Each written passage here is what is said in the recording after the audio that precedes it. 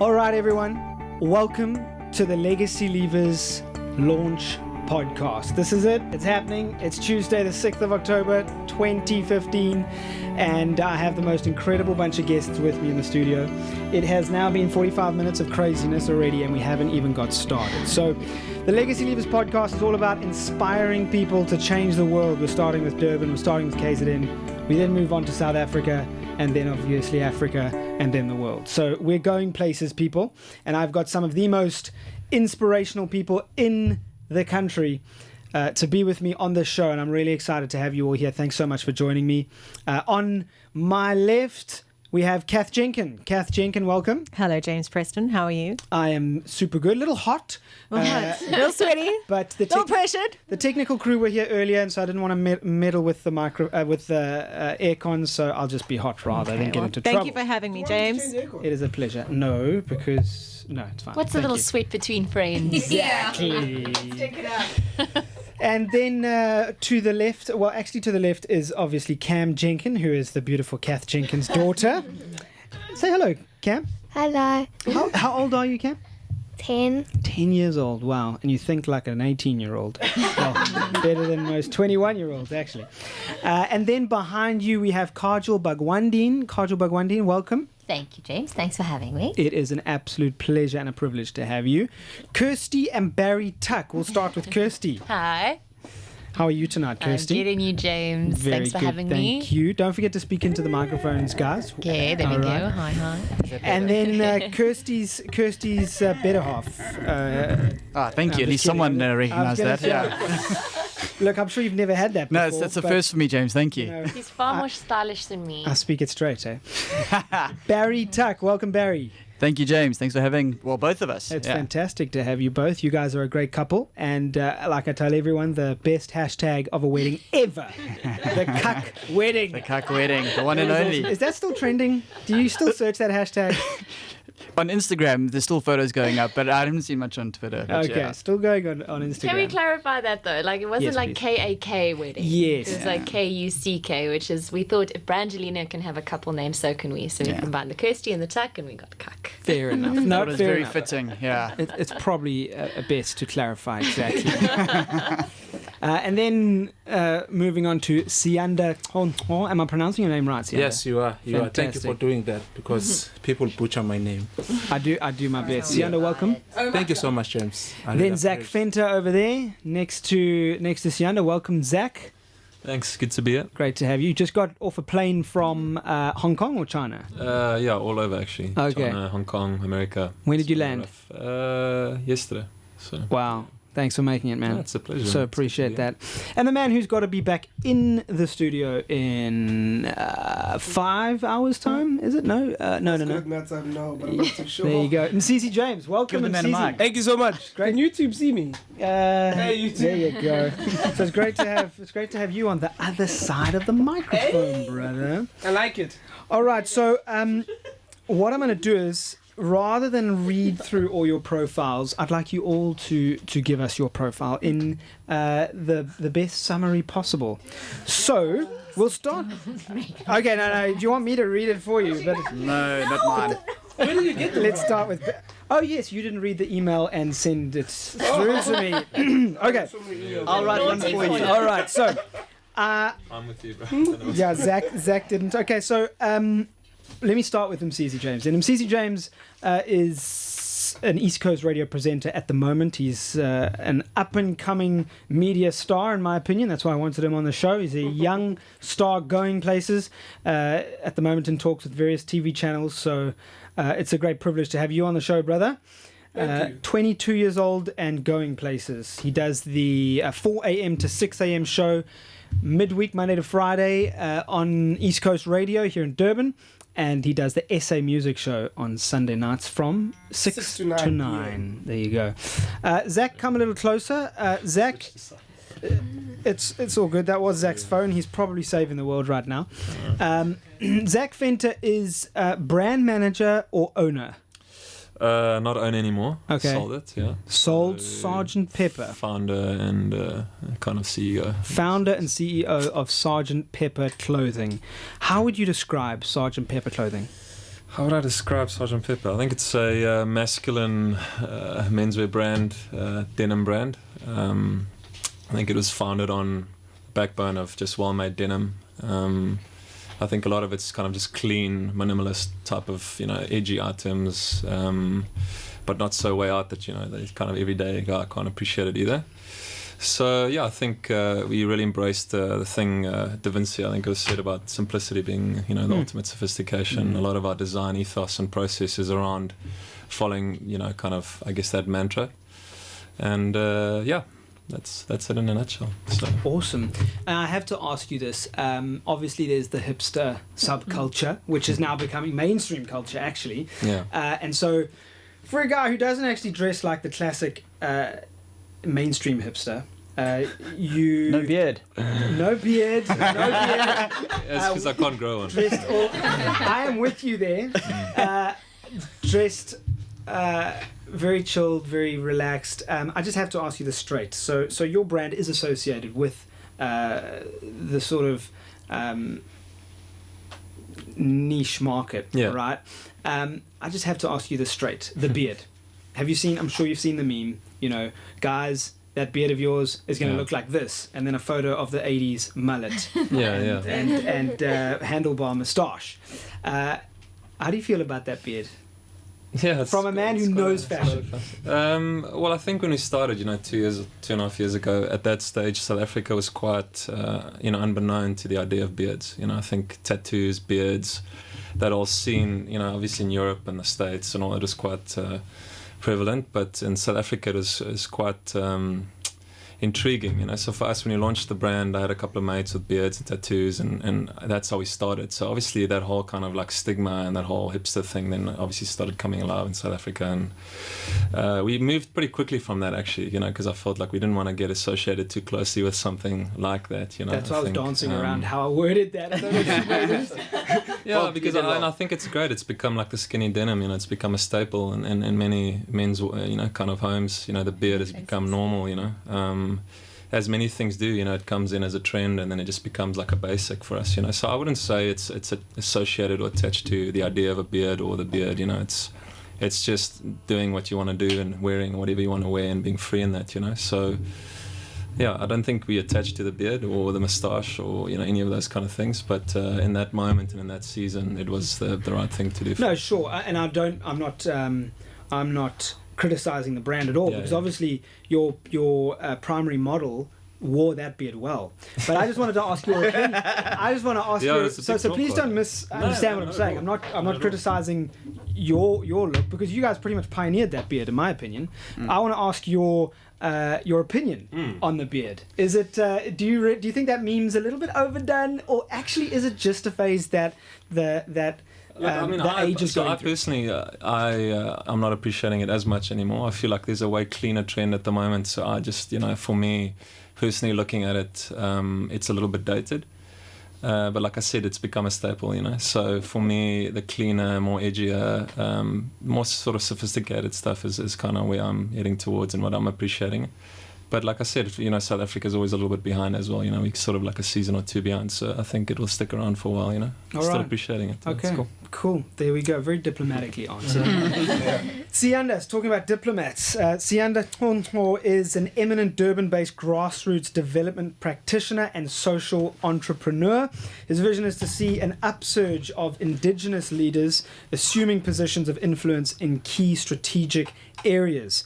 Siyanda served from a couple of positions with LSA, a US-based organization, from being an intern in Indianapolis to the SA director of LSA Loving South Africa. And some of his selected accomplishments include launching the only library in Kwanyuswa, one of the biggest rural townships in KZN, in which he was honoured by the then Speaker of the Council, currently Mayor of Durban, Councillor James Nxumalo.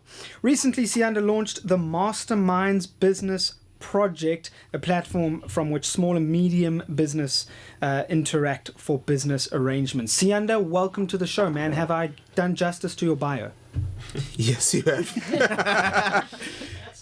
Thank you for having me to the show. It's such a great pleasure, man. And just tell us about your vision for the future at the moment. Do you see yourself in Kwanyuswa for the long-term future? Do you have a passion for Kwanyuswa, or is it bigger? Do you want to, if an opportunity opened up somewhere else in South Africa, kind of, just tell me a little bit about your future. You know, you clearly have a passion for the area, but obviously that can be challenging economically. You know, staying so close to home. Yeah. A lot of people migrate to where the money is. Just tell me about you're a married man now. A child on the way, is that right? No. No, not okay. yet. Yeah. Sorry, my assuming things. That was Kirsty and Barry, right? Yeah. You didn't hear it. Siyanda, just tell us about your plans for the future. Thanks, James. That was a big question. For me, I think my vision goes beyond where I grew from in Wanyuswa. So I grew up in the Vale of 1,000 Hills, which is outside of Durban from here.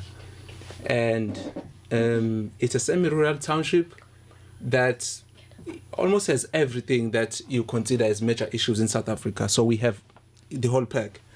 But my vision goes beyond that, of course. You know, as you have said, my vision is to inspire young and mostly indigenous, people to actually to be launched into key strategic areas.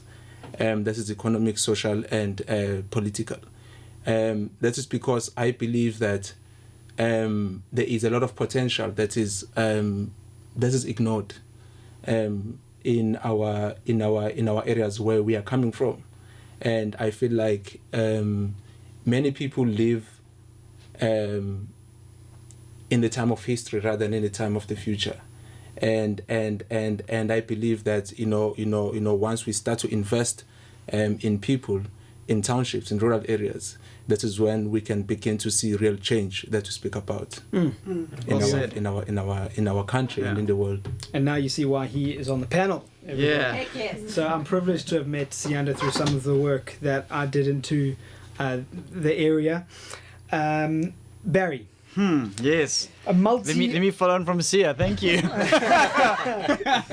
A multiple award-winning photographer and writer, Barry's background lies in the publishing industry, where he's worked in varying capacities, from magazine editor to freelance photojournalist. And during this time, Barry became invested in leveraging content as a marketing channel, working with the likes of Red Bull, Quicksilver, Vodacom, Virgin Mobile, and more. Barry opened his own social media and digital agency in 2008, focusing on marketing through digital and social media channels. He's played a key role in pioneering this emerging industry and has serviced major clients such as Unilever, Danone, Nissan, MTN, and SAB. Some of his major projects included the Axe Apollo campaign, the strategy and launch of Stork Bakes I Love Baking SA, and many, many more. In January 2013, Barry sold his share and launched a joint venture with Peyton Tupper to drive their digital offering through Peyton Tupper Digital. And they are now utilizing a number of different major brands and other projects in the likes of Nigeria, French West Africa, Kenya, Ghana, and many, many more are being worked with Barry and his team, as well as the European market as well.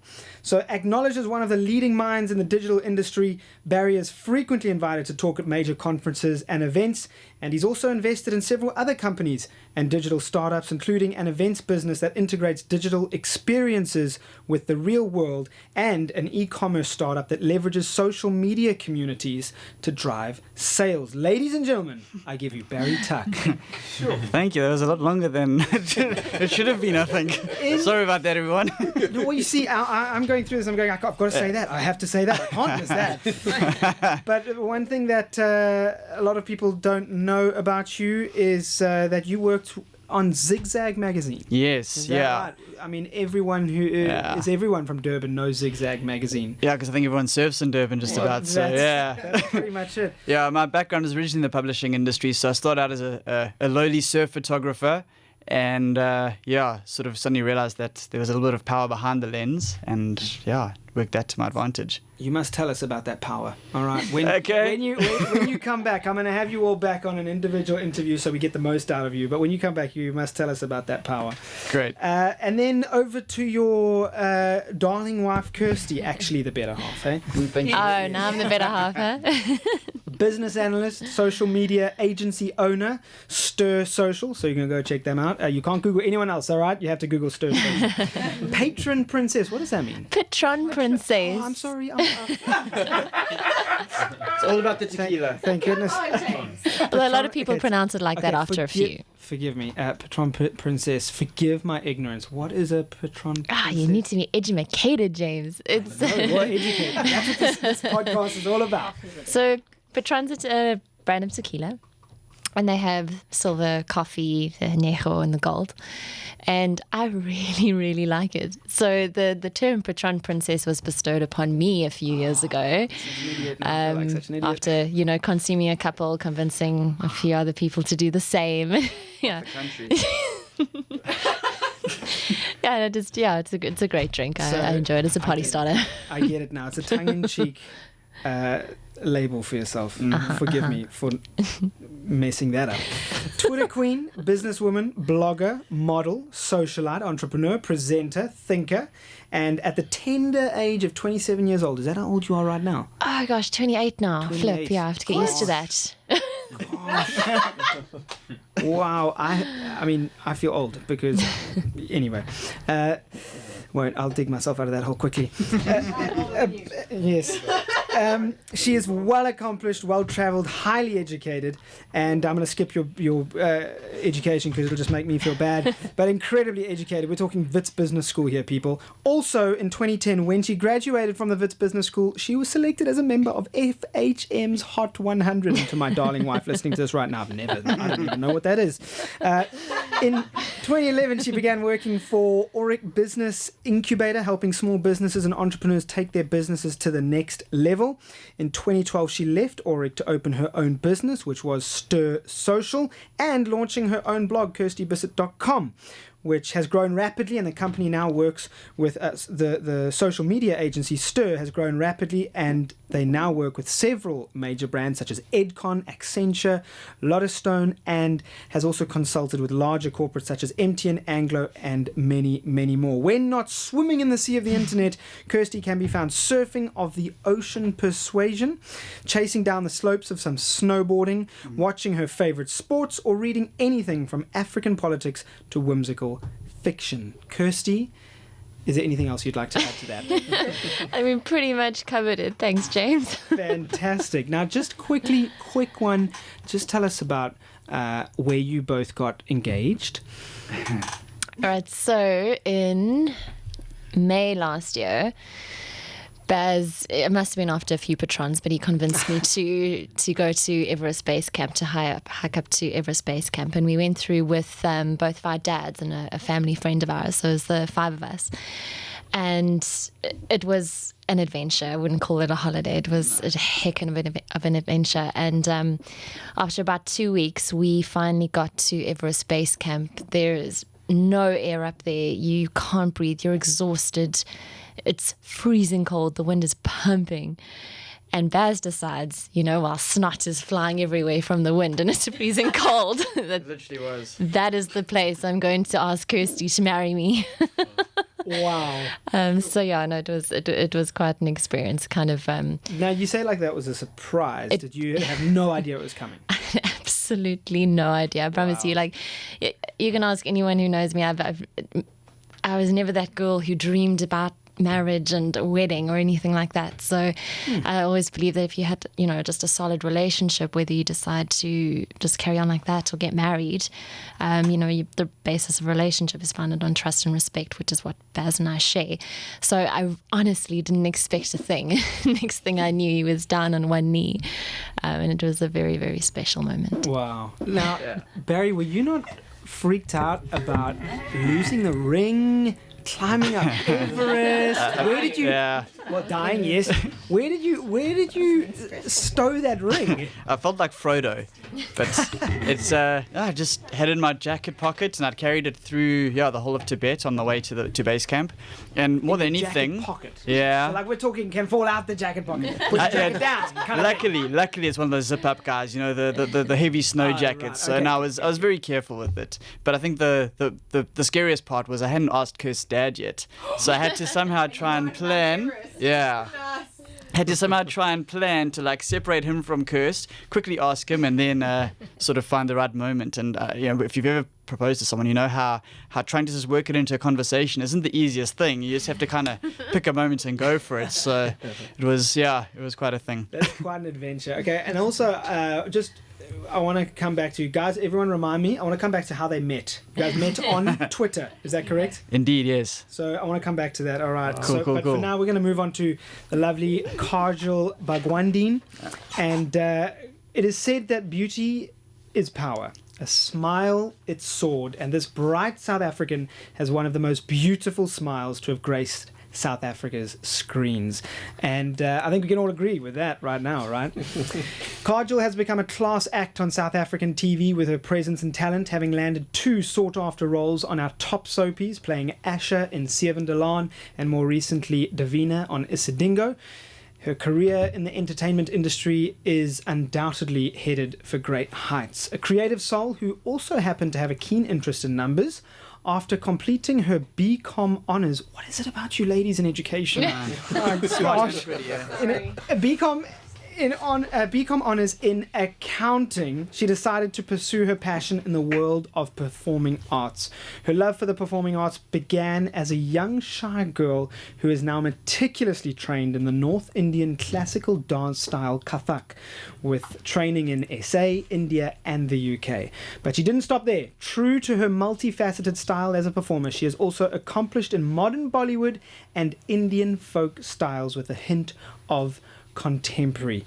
Kajal has a passion for animals, which sees her assisting rescue organizations where possible, and she is an advocate of rescue adoptions and ensures she educates those around her about breeders and puppy mills. She may be described as energetic, witty, and stylish, but Kajal is also an ardent animal lover who enjoys spending time with her family and friends, globetrotting, fashion, and is a self-confessed foodie. Kajal was born in Durban, has 2 younger sisters, is married, and has 2 furry kids. And I assume you're talking about the animal kind. Is that right? I am. They have 4 legs. Well, Kajal Bagwandeen, what a privilege to have you as part of this team. Thank you. Thanks for having me, James. Really appreciate you coming through. Now, Kajal, just quickly, you say you're shy, but you went and pursued performing arts. How does that work? That was my parents' doing, not mine. Really? Were they not happy with the BCom in accounting? No, this was when I was like 3 or 4. I was very shy. Yeah, little girl. So much so that when my, Indian weddings, it's always a few days before the wedding. It's an affair, a big week's affair. Right. And, they have parties before, and then the families get together and dance. And I would start crying if my mom danced. I hated it. If anyone pulled me to dance, Wow. it was like the death of me. And I think that's what, made them decide, to send me to dance classes. And to be honest, initially I hated it.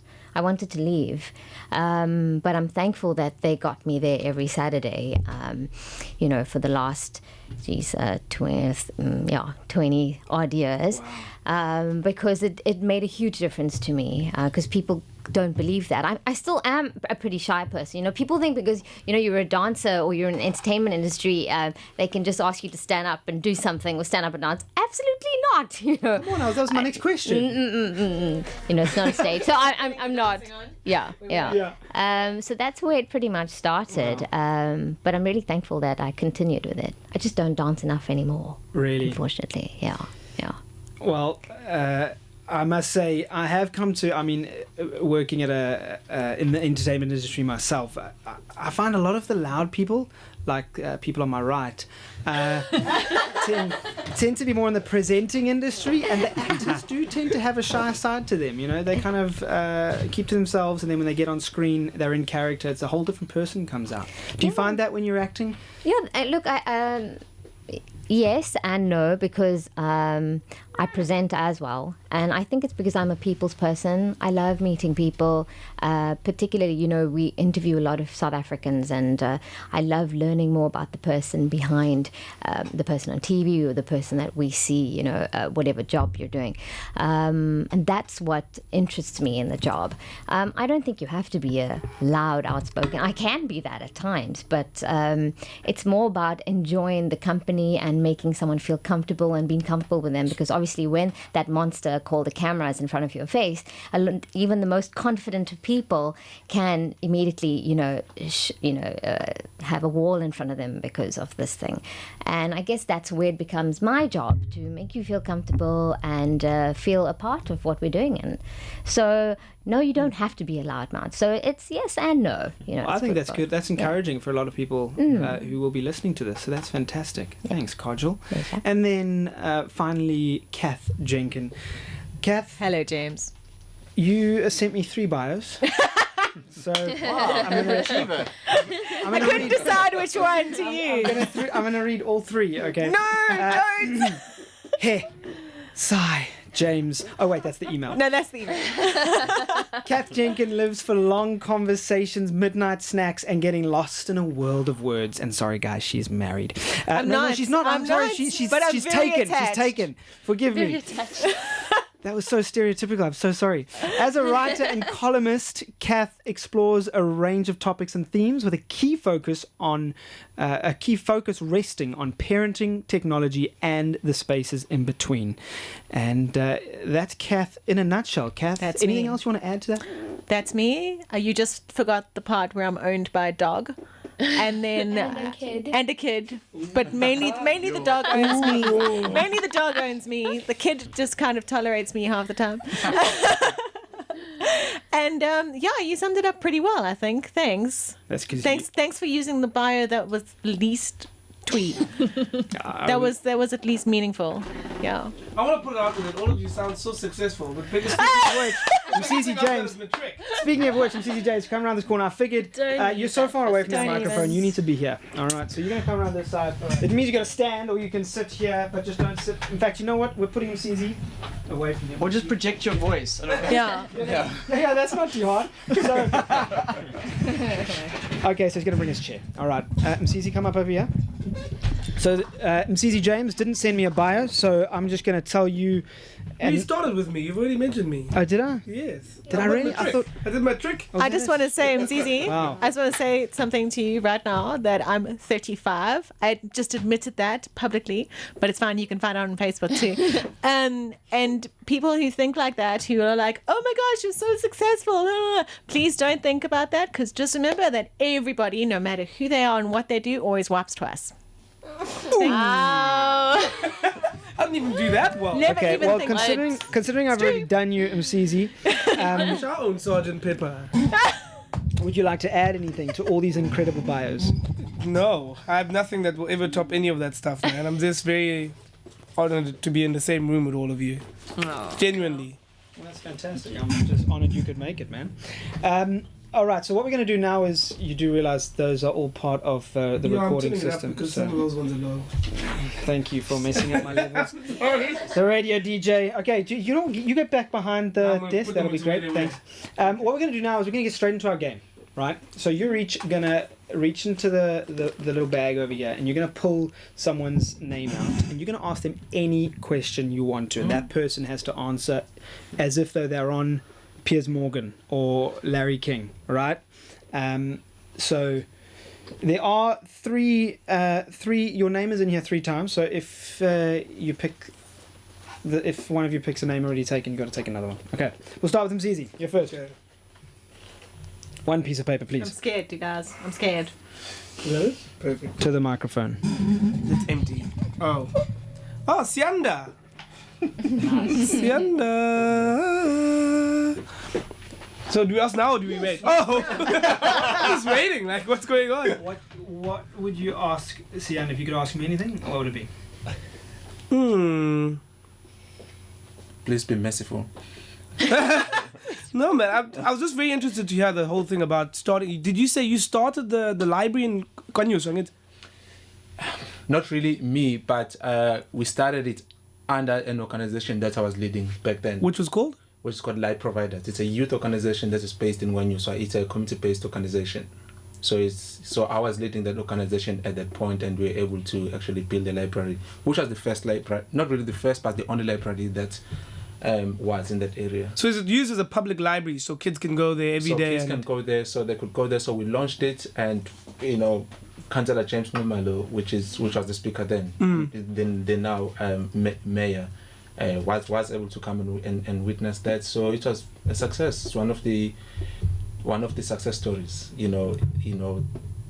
for something that we've achieved. That's incredible, because that's my old stomping ground. I mean, I live now in Mhlanga, but I grew up in that whole area, I'm from Kankweto. Oh, So that's yeah. just down the road from all of that. That's really cool, man. And you never read at that library?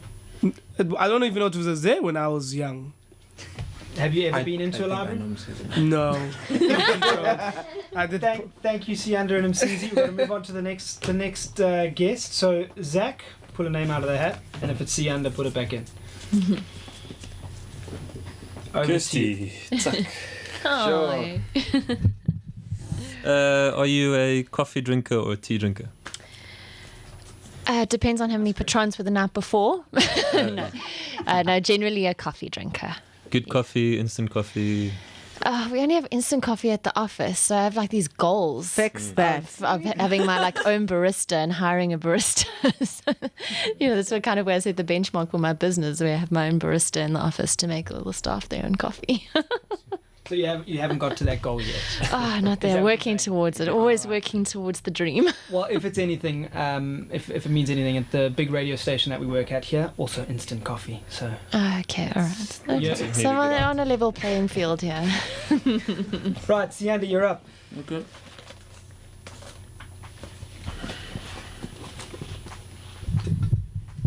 Kirsty.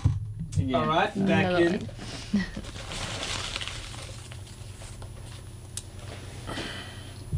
Barry. Yes, sir. So, what made you to want to go for Mount Everest, right? How did you decide? So it's a good question, because it's something that I probably wouldn't do again, having been there. But it was because of my father. Like, I grew up in Durban. I've been a surfer my whole life. For me, mountains were like the furthest thing. If I was going to pay a lot of money to go somewhere on holiday, it was going to have a beach, it was going to have a great wave. And in 2000, my dad actually said he wanted to climb Kilimanjaro. And would I go with him? And gave me the opportunity. He said, if you come with me, I'll pay half. And I just thought, I'd rather regret going than regret not going. And it actually changed my life. It was just such an eye-opening experience. It was a great time with my dad. And just sort of the moments that we shared, like climbing this mountain in the middle of Africa was really, really cool. And out of that, we then set a goal of one day going to Everest Base Camp.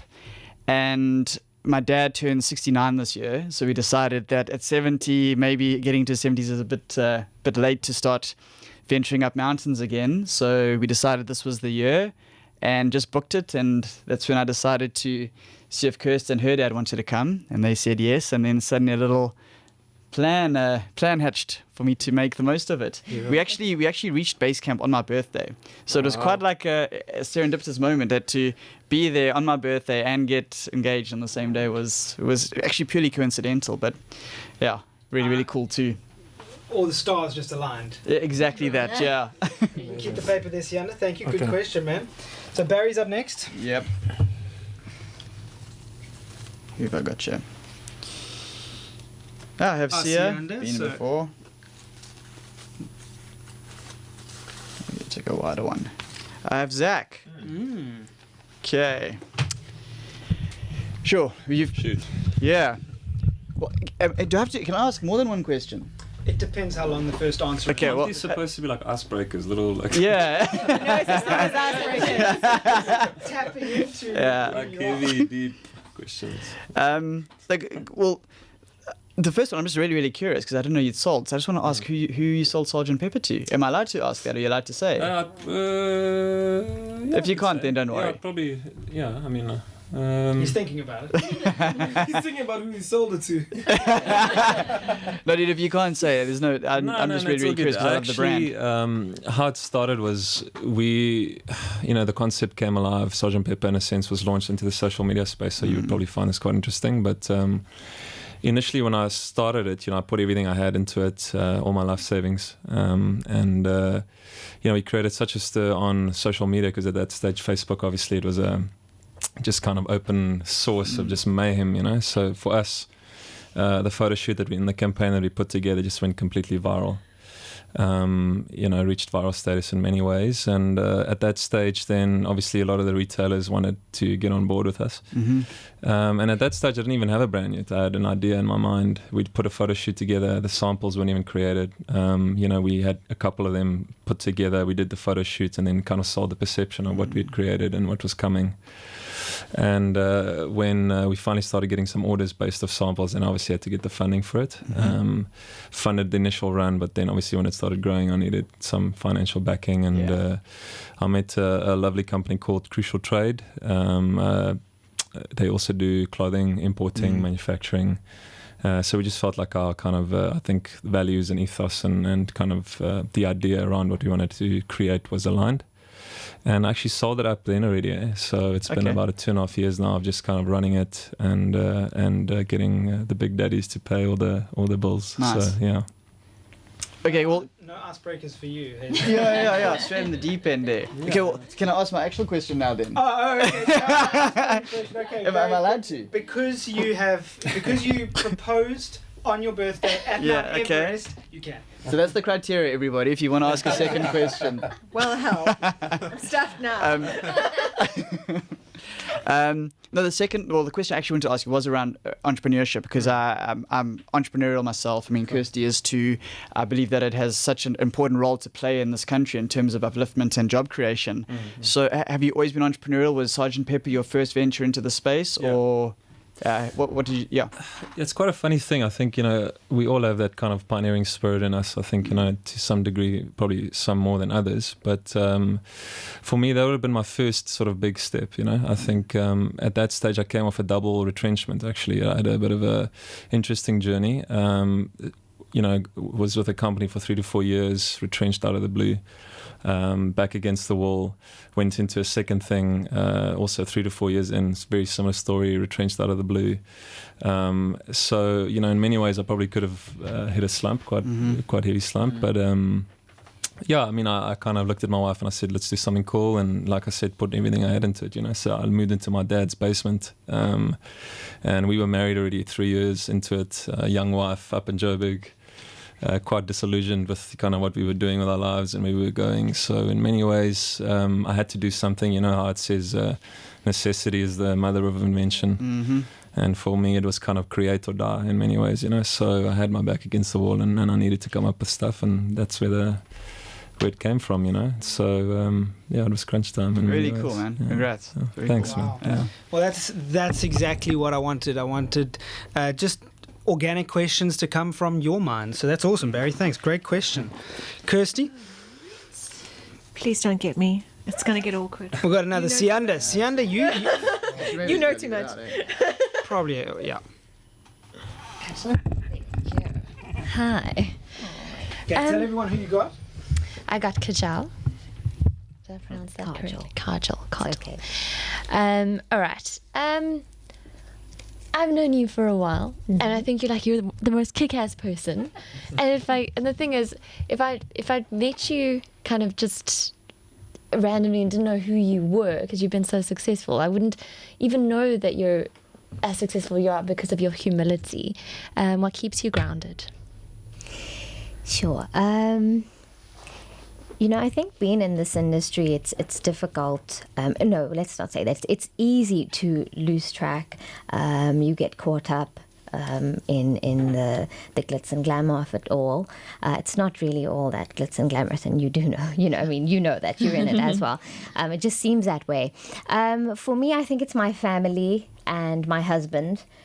He's the complete opposite of me. People think that he's a phantom because he never attends events with me and stuff. Because when they meet him, they're like, "Oh, so you do have a husband?" But I respect that about him. Unless it's important to me, then he's like, "No, I'll take my sister along or my best friend." But he's always there to keep me, on the path, because you always get people who are complimenting you all the time, and there are few that actually criticize you constructively, So those are the people that you kind of need to have around you to keep you grounded. And I think for me, I've got 2 younger sisters, and they're my biggest fans and biggest crit as well, my parents and my husband. So, as much as we have friends around us all the time, I think you need to decide who are your pillars and who can keep, remind you to just get back on there. And I think I owe it to them. Because it is extremely easy to get lost in it all and lose your way. And society accepts so much today that, your morals can go wayward.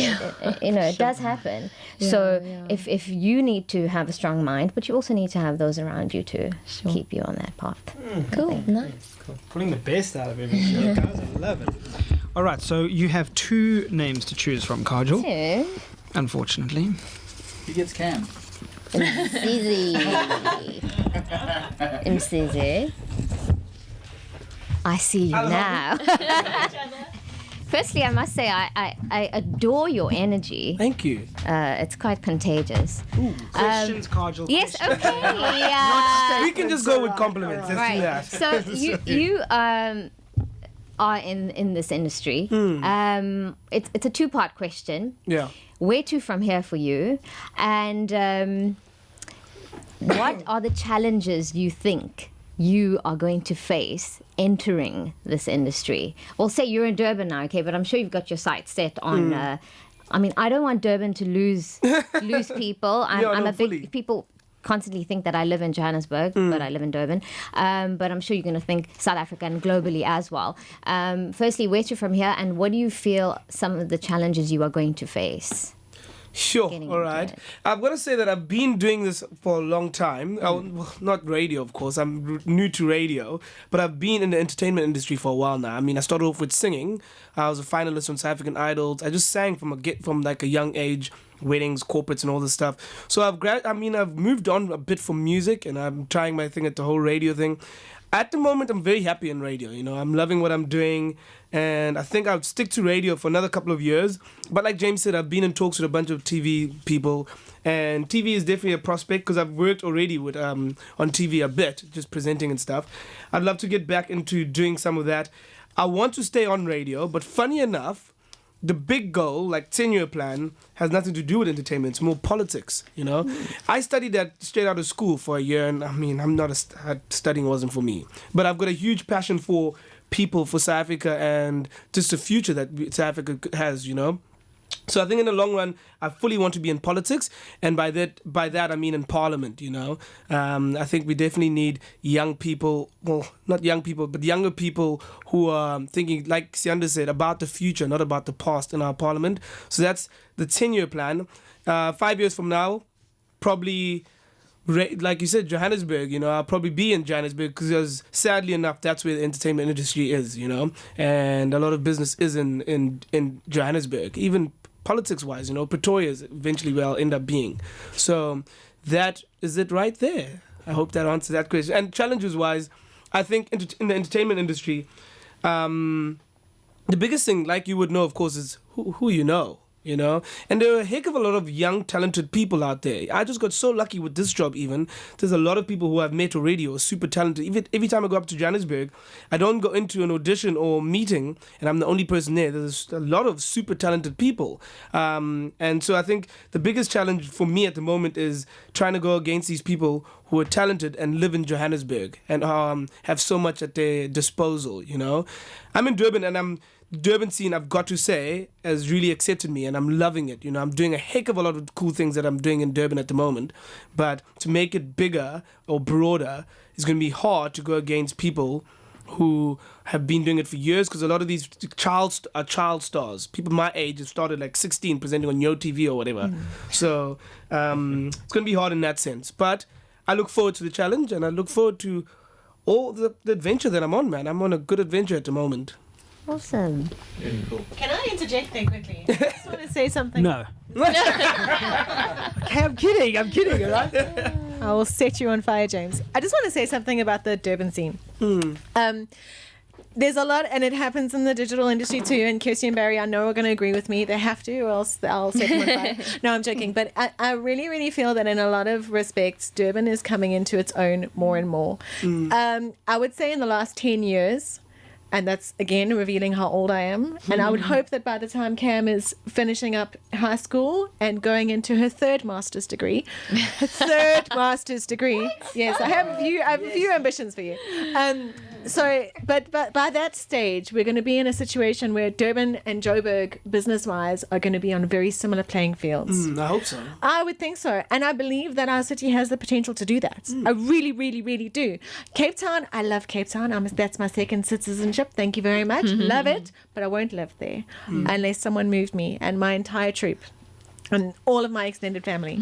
But I firmly believe that Durban is a playground that's getting very serious with itself. And the more and more that carries on, and the more and more business that comes here and sets up head offices and things like that, the more we're going to have that, and the more opportunities we're going to have for homegrown talent too. And I'm telling you now, the most creative people who go to work in Cape Town and Johannesburg on some level came from Durban. Yeah. That's very true. Always. I fully agree, and I was talking to my boss about it the other day. The only reason I would never go work for 5FM or whatever it is because I just dig Durban. I love living. I lived in Cape Town last year, and I had to come back after 8 months. I just couldn't stand it anymore, you know. But I love being in Durban, and it's my home, you know. So that's the only reason I wouldn't pack my clothes next week and go move and go work for a different radio station or be on TV next week, you know. Okay. I'm really digging just staying here at the moment. It's the best city, and it's just developing more and more. I really hope the entertainment industry does shift more towards Durban. Cape Town is sleeping, and that's fine. You know, we go there to have holiday. I don't think anyone's going there to work, really, you know. What Durbanites go to Cape Town for holiday? Me! I'm in Hey, Cape Town. I do. The one guy. All right, so Cath, you were the last person, and you were the only person with your name left in the hat. So that means you got me. Oh, God. You get to ask me any question. I get to ask you any question. Any question you like. Okay, James. Wow, this is a big one. Actually, you and I are renowned for email strings that can go on for ages and ages and ages. And there's something that I deeply admire about you, and it's got nothing to do with those email strings. It's got something to do with the fact that you do not know how to sit still. Okay? You literally do everything. I want to know, run me through a standard day in James Preston's life. First part of the question. Second of all, how does your wife put up with this? Keep up with this.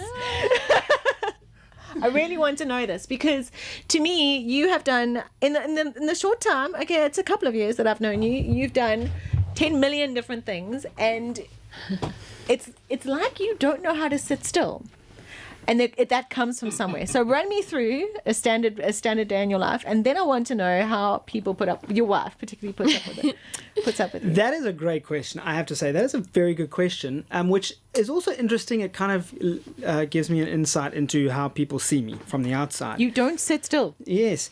Also gives me an insight into why my son is like he is at 3 years old. You'll be surprised, actually, how much time I spend with my family. No, I can believe it. That's the priority area for you. That's the priority for me. And so... I just don't know how you do it. It's weird. I'm the kind of guy that believes in work hard, play hard, first of all. And the other thing is work smart, not hard. I very much believe in working smart, not hard, which is tough because my wife is actually a hard worker. So she's like, I don't understand why you're not you should be working harder on this, But okay, so let's run through a basic day. At the moment, working here at East Coast Radio to wake up at 4:40 or thereabouts while Msizi's already on air. Late, eh? Yeah. And then get to the station, just get ready for the show. On air till 9, and then straight after that I have about half an hour to 40 minutes to kind of just do the basic morning stuff, which is I drink water after my show, because if I drink water before and then have my coffee, I have to go to the toilet, which is not a good idea. So it's 40 minutes of checking emails, going through preparing the to-do list. Then it's a presenters meeting with the breakfast team. That finishes at about 10:30.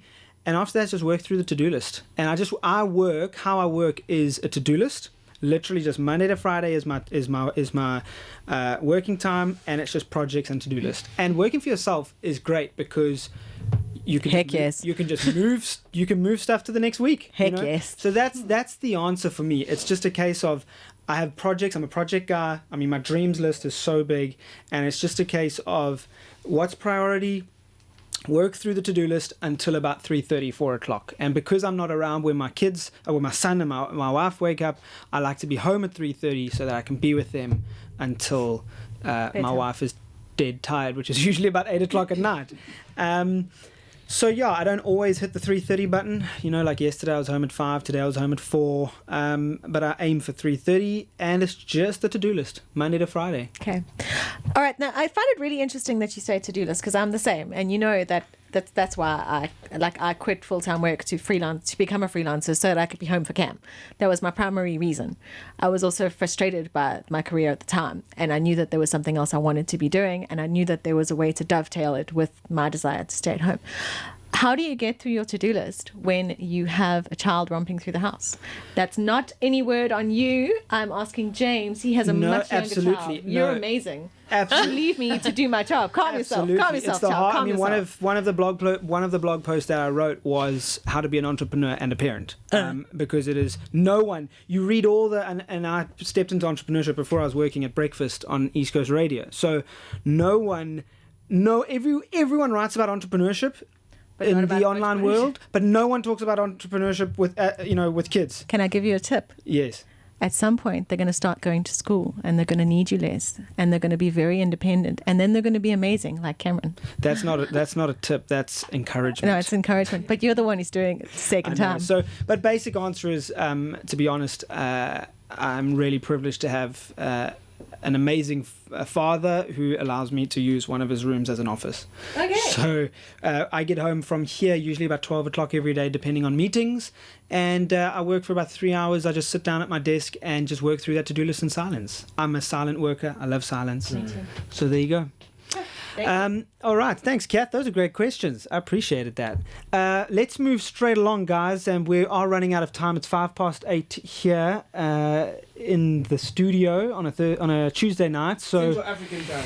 That's right, CAT. So if anyone needs to go, I know Kajal has an appointment. So if you need to go, please do. And we'll start with you on this. So there are 3 questions I wanted to get to from all of you, but we probably won't get to all 3. So we're going to start with one and see how we go. So the second one is, and I want you all to prepare for this while you're listening to the other answers. If you had 30 seconds to address the entire world, what would you say? All right, and we're going to time you.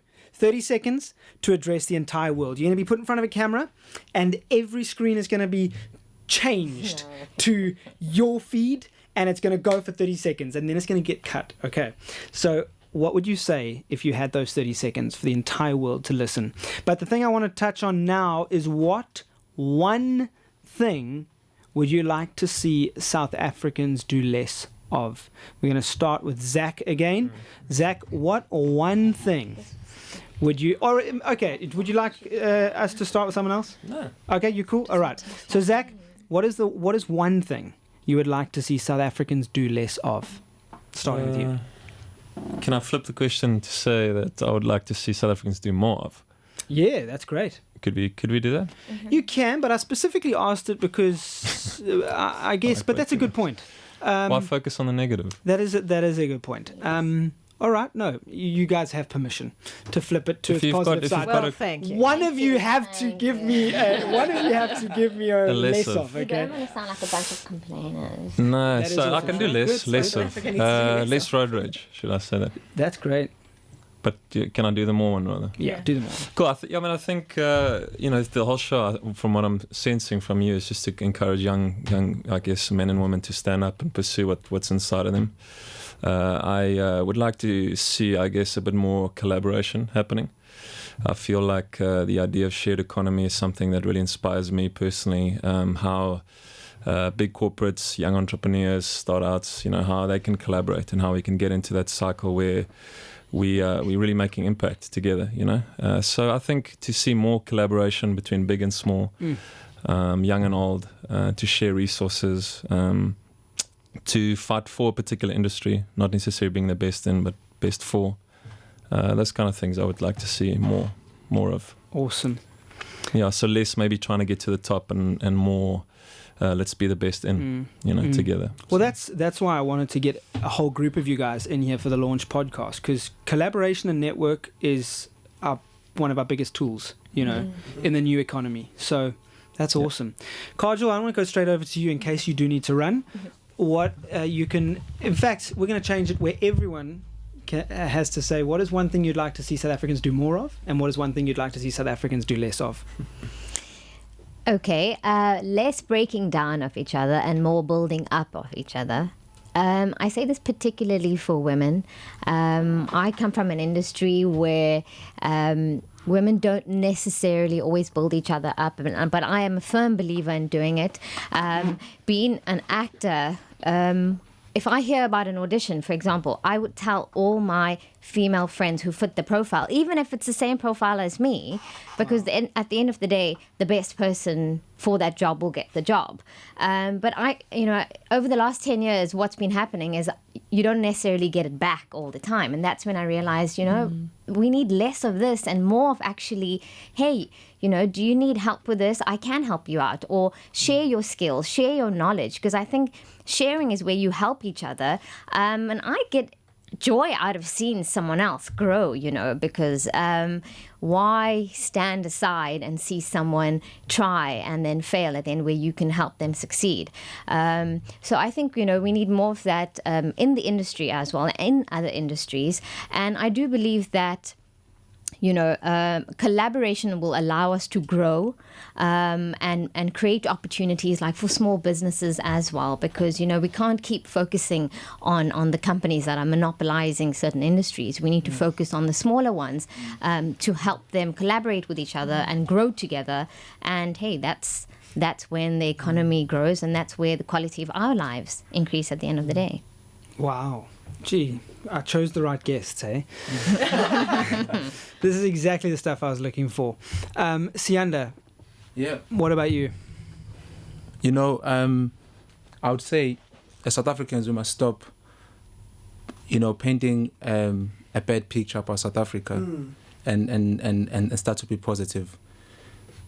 When I lived in the States in 2013, the way I would keep myself, about South Africa, because I miss South Africa, I love South Africa. I would read news online and I would go to the comment section.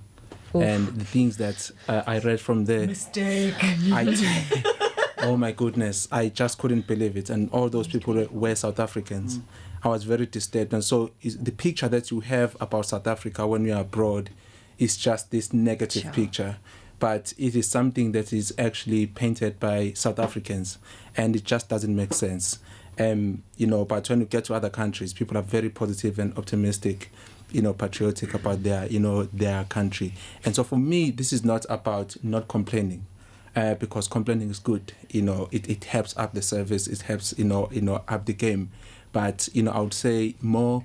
Let's be more constructive as South Africans, complaining progressively, in a sense. Let's complain so that we can build, but not complain so that we can degrade. Beautiful. Sure. Spoken like a true politician. Thank you. Are you learning? Let's go straight over to Barry. Cool. What would you like to see South Africans do more and less of?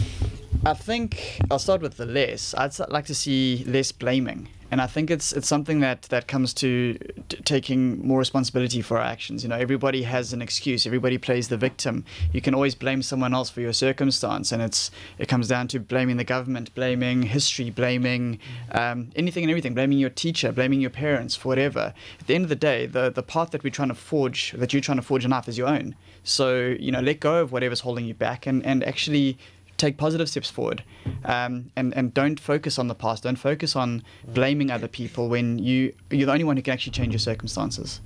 So more responsibility. Wow, so good.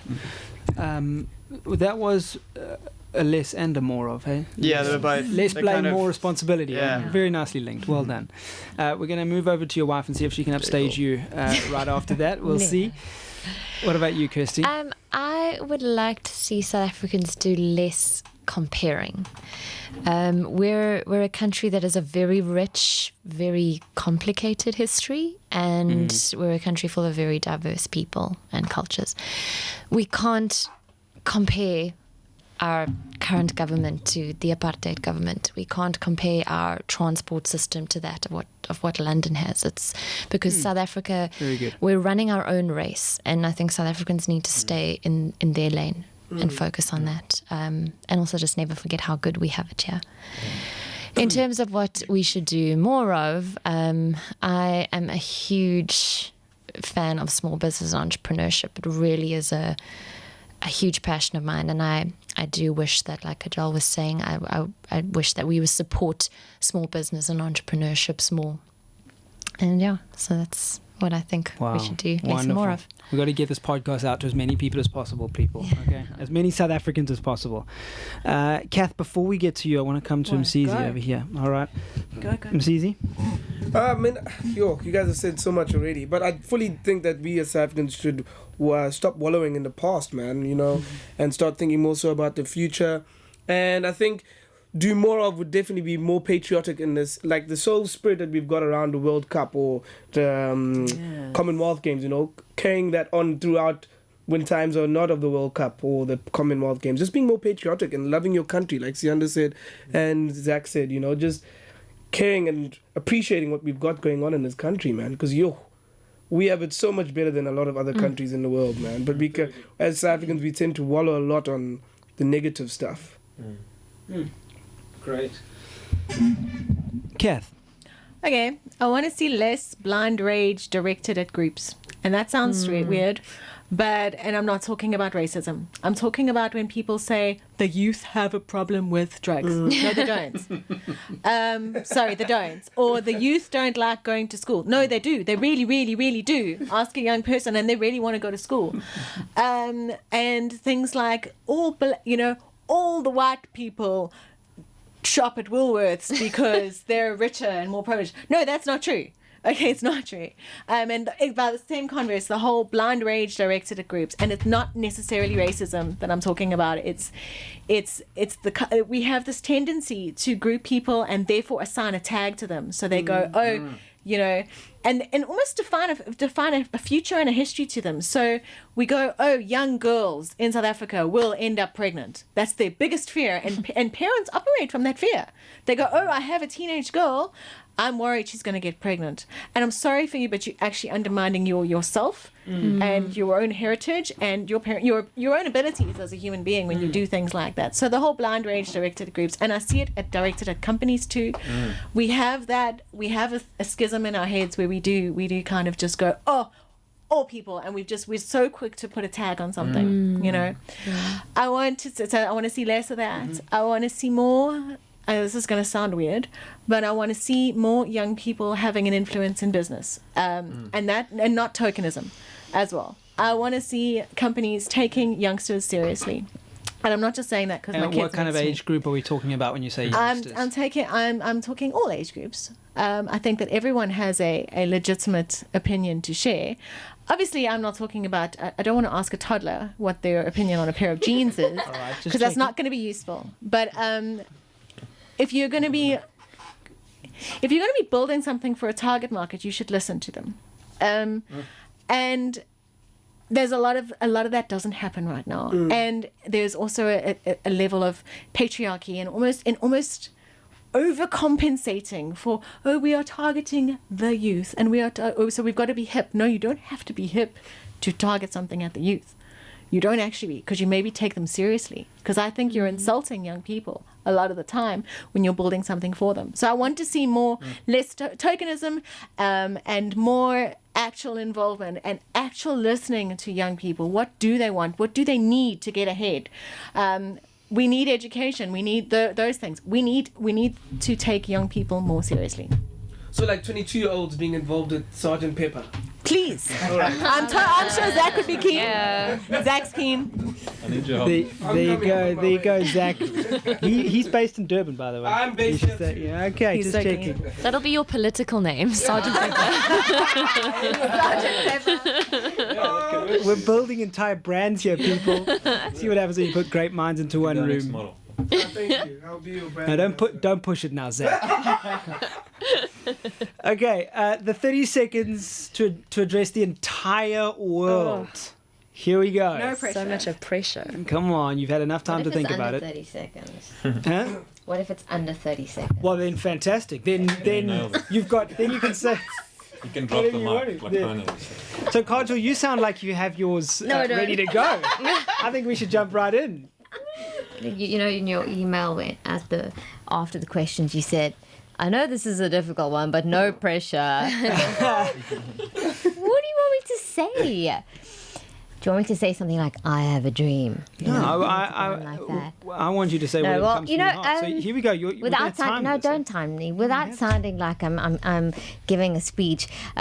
This may sound cliche, but it's true. I do wish for us all to love and accept each other as we are, no matter where we come from, no matter who we are, no matter what religion we are, no matter who we are supporting. And I really hope that we. In years to come or now start thinking about the place we live in called Earth. I know there's water on Mars, but I don't think any of us are going to be moving there anytime soon. And enough thinking about our bottom line and nuclear developments. Let's start thinking about renewable energy and how we can move into that direction, because although it will grow our bottom line, at the end of the day we need to think about our quality of life and the life for the generations to come. How's that? Cool. Ladies and gentlemen, Kajal, Bagwandeen. Was that 30 seconds? We usually got a timer over here. Yeah. So Msizi has to go. We are definitely going to start timing on Msizi because I'm literally. But just know that this is going to be your, when you go to Parliament, they're going to play it.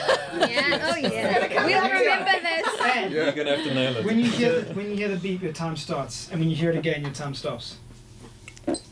Literally, just I guess the key to success and happiness is just to be more selfless.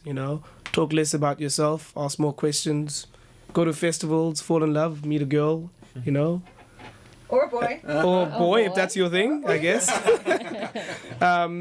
Just have a great time. Enjoy your life, man. You only live it once, but at the same time, do it responsibly. Jaywalk, but look both ways before you do it. I'm done, I guess. Fantastic. Well done, dude. 27 seconds. Well done.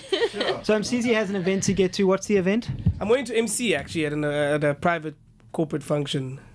I can't. Are they paying you It's for large Sergeant amounts of Pepper. money? Yeah, that's why I never mentioned it. Well, Large amounts of money.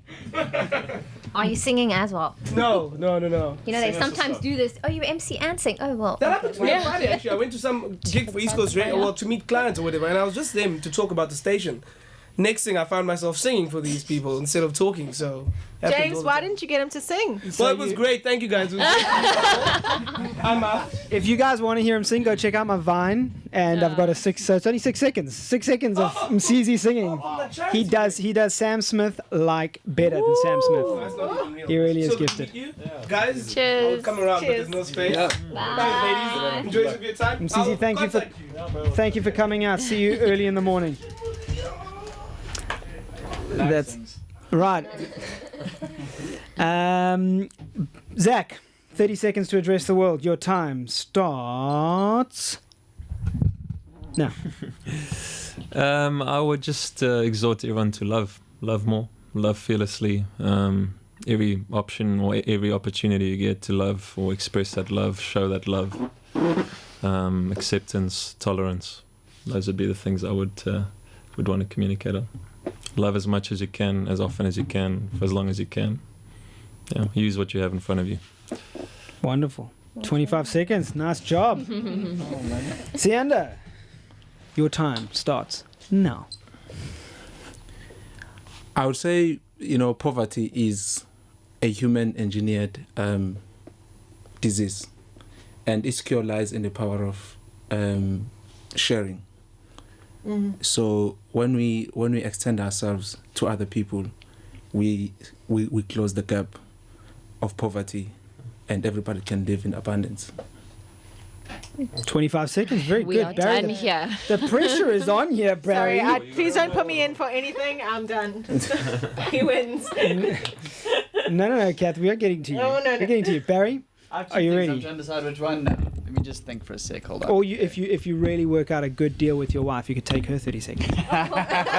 Sure. Oh no, she doesn't like that idea. I Okay, think, okay. grounds for divorce right there. And your time starts now. Okay, I think one piece of advice that I'm always given is live as if it's your last day. And I think it's probably the worst piece of advice ever, because what would you do if it was your last day on earth, if you were going to die tomorrow? Would you, spend it with the people you love? Would you get drunk? Would you go party? So I think that the way to live is to live as if it's everybody else's last day. Because if you think about it, if you knew that every person you knew was going to die tomorrow, how would you treat them? The amount of love, compassion, empathy that you'd feel for people, I think would just be so much more than is on our planet right now. So that'd be my advice. Live as if everybody you know is going to die tomorrow. Spot on, 29 seconds. That's very good. Good job. All right. Kirsty, are you ready? I'm ready. Your time starts now. Okay, I would say two things to people. One, don't be an asshole. Just no matter if you're talking. Sorry, Cam. There's no reason why you should treat the Queen of England differently to a car god. Seriously. The second piece of advice I would give is keep a sense of humor in whatever you do. If you're unable to laugh at an awful situation, you won't get out alive. And most importantly, if you're unable to laugh at yourself, and this is something my mom always taught me, if you're unable to laugh at yourself, you'll never make it out alive. So those are my two. The world missed 4 seconds of that, unfortunately. You can bleep out the first part. No, really, it's fine. It's okay. You get a slap on the hand. I have to ask Cam, do, and forgive my ignorance, I'm not a 10-year-old anymore, because when I was 10, podcasts did not exist. Do 10-year-olds know how to download and access podcasts? You're fine, Kirsty. You'll be Watch fine. things on YouTube. You'll be fine. Yeah. So then you can listen to a Okay. podcast. All right. That's true. Cath, your time starts now. Be nice first. It'll help you get things done. And if that doesn't work, then you have the full right to be an idiot afterwards. But if we all just tried to be nice first, and it goes exactly with what Kirsty says, is that the first time you interact with someone, or the first time that you ask someone something, or the first time that you need to get something, or the first time that you meet someone, or whatever, is if you can just try and be nice first, even if it's with your husband who you can't stand. Every morning when you wake up, just try and be nice first. Wow, you fit it in the last second. Very good. Well done, Cath. Guys, that was fantastic. That was awesome. We are pretty much out of time. We could go on forever, but it's not my studio, unfortunately. This has been fantastic. Before we wrap up, any last words to anybody listening? Download the podcast. Download the podcast. I like that. Help James on his dream. Yeah. Well, that was the next thing. The next thing was any words you'd like to give towards Legacy Leavers, what you'd like to see it do. So either final words or any words of encouragement for Legacy Leavers and the platform.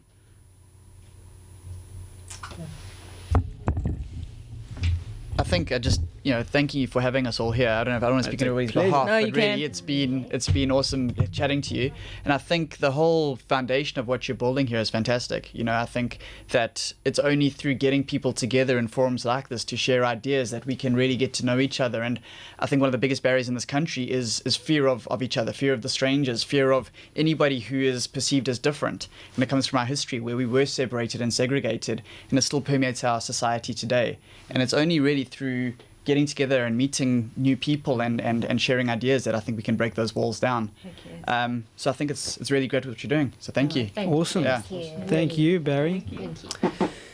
Well, that's a wrap, guys. Thanks so much. It's been an absolute privilege to have you all here. Thank you for making the time to come. And please, you will be getting a follow-up email for an individual interview So you have a lot We'll more time. hold you to it. You guys will have 2 minutes to speak to the whole world, and obviously an hour to answer my questions. So that's a wrap, folks. If there are any people watching, I don't know if you guys know if our live stream is working. Shall we have a look? There were people watching. 2 watching. Wow, there we go. So 2 out 2 people. Thank you for watching, and to every. You should do it. Yes, I would. That's actually not a bad idea. Hey, I bought a selfie stick, so let's do that while we're still recording. No, my selfie stick doesn't have its little The one thing. person who's never taken a selfie in his life. You have never taken a selfie in your life, and you've just said take an ussie. No, I just said. And I have never heard the term ussie. So there we go. Let's see if I can ask you guys all to come on in if you want to. Come. As long as you're in the shot, okay? There you go. Alright. My face is going to be the largest. I don't want that. You're the Ellen in this situation, You right? got to get him closer here. Be Ellen, yeah? Who's going to be the Bradley Cooper? It's Barry. Let's be honest now. Because I'm the oldest. That's right. You're not. You're not. That's awesome. I reckon. That's awesome. I'll email that to you guys. Thanks so much, everybody, for listening. This is James Preston on the Legacy Leavers podcast, the very first one, episode 1, Tuesday night, October 6th, 2015 at 20:28. Until next time, we will catch you on the next episode.